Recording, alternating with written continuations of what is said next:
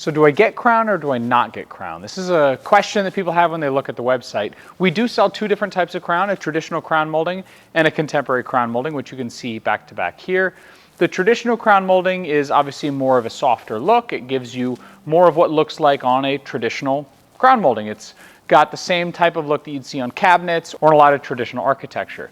The contemporary crown molding is more of the modern aesthetic. You get a double step, basically, to the look of the unit. Now, these trims, not only do they look aesthetically pleasing, but they offer another advantage. One of the downsides to a louvered pergola is that you have to keep the motor typically out of the water of the gutter, which means the only real place to mount it is on top of the actual unit.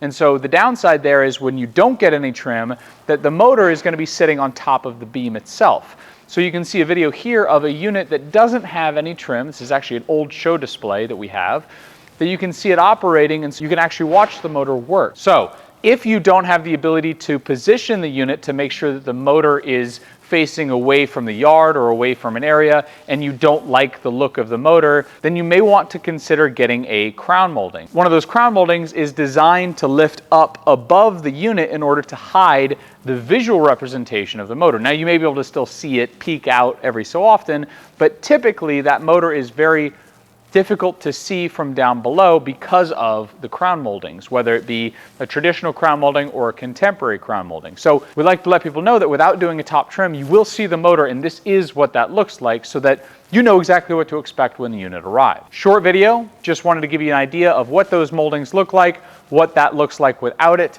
and what to consider when you're looking at purchasing a unit. If you have any questions, leave them in the comments below. Till the next one, take care.